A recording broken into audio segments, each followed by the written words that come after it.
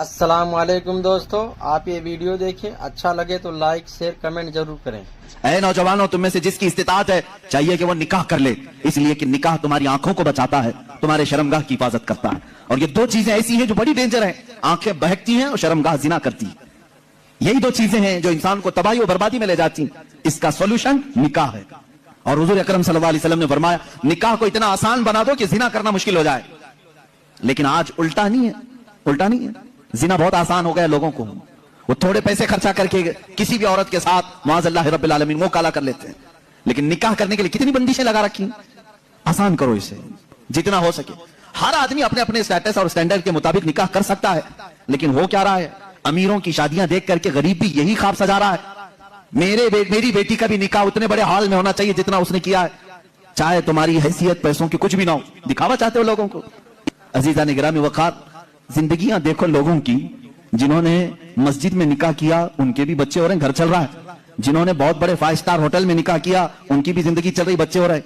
ऐसा नहीं कि 5 स्टार होटल में शादी करने के बाद सोने चांदी के बच्चे पैदा हो रहे हो और गरीब घर में शादी करने वाले को सिर्फ अंडे आ रहे हो। ऐसा तो नहीं, सबकी नस्ल चल रही है। शादी के बाद की जिंदगी पर तो कुछ भी फर्क नहीं है, सिर्फ और सिर्फ शैतानी दिखावा है। कुरान कहता है, इन्नल मुबद्दिरीन कानू इख्वान शयातीन, जो फजूल खर्ची करते हैं वो शैतान के भाई हैं। कुरान कह रहा है शैतान के भाई। हाँ, मैं आपसे कहूंगा, आपको अल्लाह ताला ने माल दिया है, जितना माल दिया है, आप माल के एतबार से अपनी शादी अच्छी करना चाहें, इजाजत है, इस्लाम में जायज है। आप अल्लाह की नेमतों का इजहार कर रहे हैं। लेकिन उन लोगों से मेरा यह सवाल है जिनके पास है नहीं, कर्जे ले लेकर के दिखावा कर रहे हो, क्या जरूरत है, क्या जरूरत है?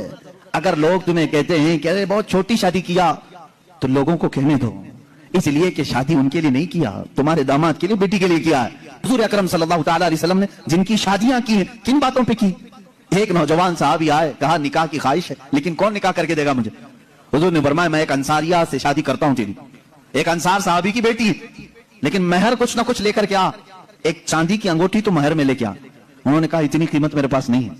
हुजूर ने फरमाया, वलो खातमन मिन हदीदिन, जा लोहे की तो मिलेगी अंगूठी, लोहे की अंगूठी लेकर के आ, मैं इसी महर पर निकाह कर दूंगा।